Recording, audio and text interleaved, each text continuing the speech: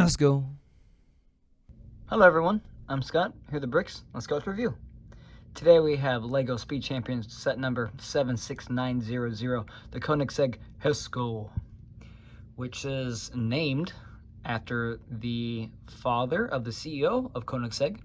This is a 5.0 liter twin turbo V8 Angel that can reach speeds up to 330 miles per hour with a range of 1,280 horsepower to about 1,600 horsepower. All packed into a curb weight of about 3,000 pounds. This hypercar comes in a limited stock with only 125 units being produced, and the cost point for these cars are about $3 million. Crazy. I picked this up on sale for $16 at Walmart, and I bought it by accident. I didn't mean to buy it. This was, I thought to believe, was a Countach. Now I know you're thinking a Countach and a Jesko look completely different, but it was 6 a.m. in the morning. I had just gotten up, I went to the bathroom, I sat on my phone, and I impulse bought this because I thought it was the Countach, and I saw $16 off, and I thought to myself, I needed it.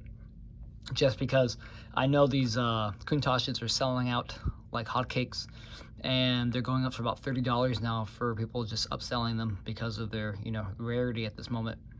And so I thought I'd go ahead and grab these for $16 a pop, and I was wrong. And I didn't know until I got the package because I put the wrong email address in for the receipt, so I couldn't even get the receipt, so I never saw what I actually ordered.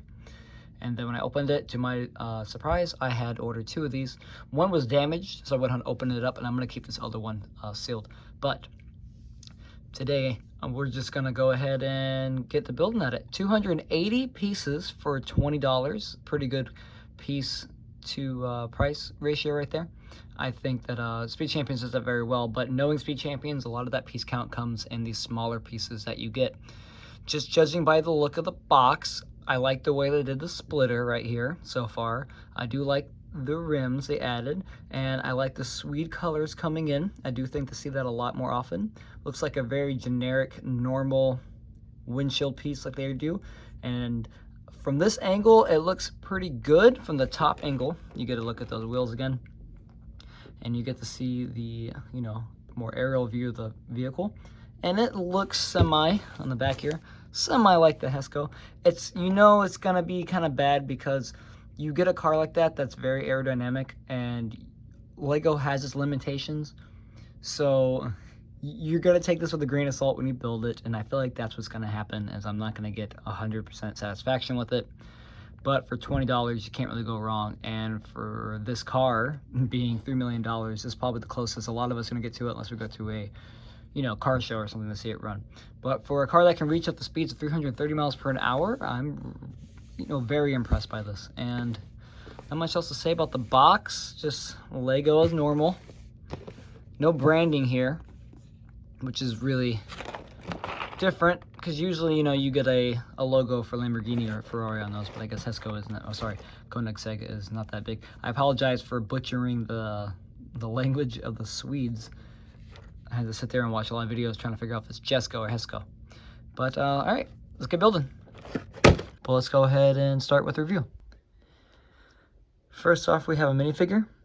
Basic Speed Champion driver, comes with his racing helmet and visor, and the Koenigsegg racing suit, which has the back print and the front print as well, and a little zipper on the side. I like that a lot. He does come with an alternate hairstyle. Come on, the basic haircuts for minifigures, and a little dimple. No double printing on the head, basic yellow. Kind of interesting, which is weird because, you do get a lot of sets like that, especially with the Countach, and we still have the double printing faces. Sometimes it's hit or miss when it comes to these kind of figures, so it's interesting to see that. I'm just going to put the helmet back on, actually. I kind of like the racing helmet better. It does come with a standard Speed Champion wrench, which, most of them all do because they are mechanics of the car or drivers of the car. One-man team, I guess. And that's pretty much it. Nothing much to say. I do like the color of the jumpsuit. Has that nice dark stone gray. Actually, no, it's like a dark bluish gray, actually. All the years of building Star Wars have come to this, knowing that color. And it goes well with the black and the silver. Kind of goes well with the whole aesthetic of the set as well. And that's not much to say else about the minifigure. Let's go to the set. All right, on with the build. I feel that Lego definitely has some limitations when it comes to making more angled and curved set designs for a lot of these Speed Champion lines, especially for this one right here, and it's very apparent. If you actually look at the Jesko, you can tell that the actual design of the car is very curved and the aerodynamics are very aggressive, because a lot of the speed performance is played with the downforces of the inertia that go with the overall design of the car. And you just don't get a lot of that with this build, and I think that's where its major cons are. Well, let's go with the pros first. I do like the splitter. The lime green butcher cleaver in the middle does a good job of representing the front end splitter, which is really cool. I also think that the anchor spoiler is a wonderful addition. The only complaint about that is if we take it off here, we have some stickers here, which the focus on, which you really don't really get to see because it's hidden behind these slope parts. And the back diffuser with the exhaust port, which reminds me of a lot of Honda exhaust, because now they have that USB designed. And I'm pretty sure if you flip it over, you can probably get that same look. But the back diffuser is great in the amount of detail they have here. And I love the metallic color on that supercharger piece right here. You do, as you can tell, have a lot of stickers on the set, which is right into the cons. And I think about 20 stickers is how much is included in here. Way too many for my taste, kind of like the Supra for a lot of those designs, especially in the front on the hood / bonnet.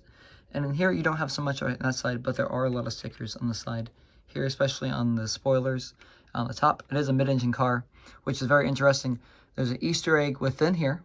They do put a Swedish flag in the build, which I thought was really interesting, and you do get the Swede colors right here. The windshield is a basic windshield piece. You see this a lot in Speed Champions. They just do different printing on it. For the Countach, it's exactly the same. And in the seats, very generic Speed Champion, nothing much.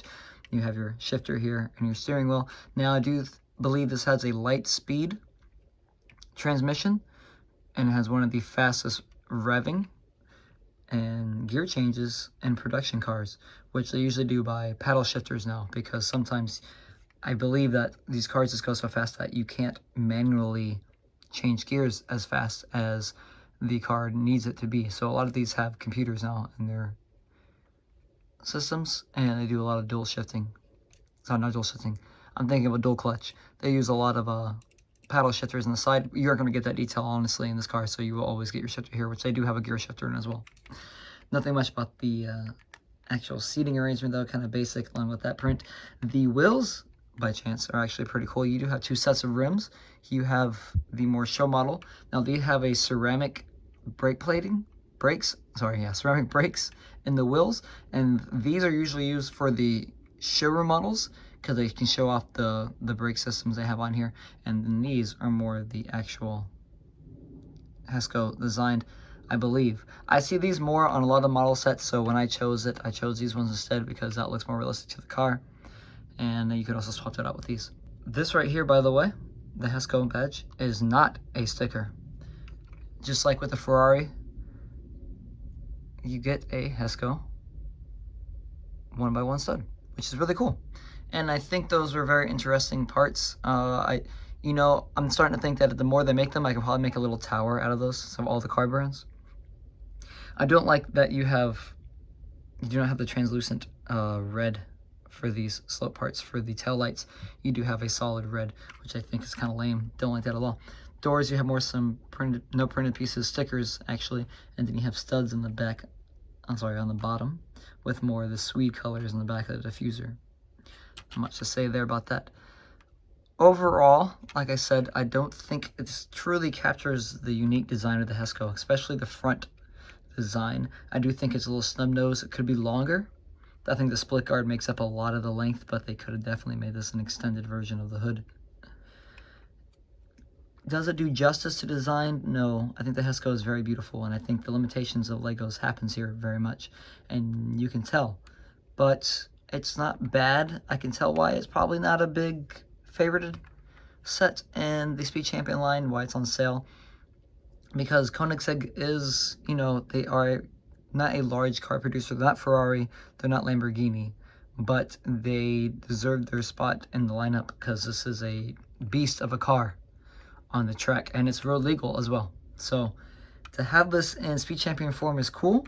I am a fan of the car itself, but I just don't think they did it as service with the entire build. Pick one up today. If it's on sale, they should be retiring probably soon, and they probably just have too much. But if you can pick one up on any sale, don't think the resale is going to be that high on them. But yeah, definitely try to pick them up as much as you can. I picked up two, again, for $16, about 40 bucks. So realistically, I didn't really save much money, but it was just, it was a surprise, and I was an idiot for getting the wrong set. But, you know, it was an interesting build, and it was relaxing. I didn't have anything against it. A lot of little pieces, like I said earlier, not a lot of large pieces in the build. So you will have that high piece count it comes from that. And the stickers aren't as annoying for even having 20 of them. I did a decent job this time putting them everywhere, except for these ones on the side. The Jeskos were kind of annoying because they were a certain angle.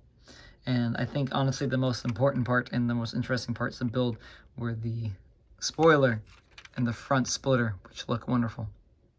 But that's all we have for the Koenigsegg Jesko. And all right, thanks for watching.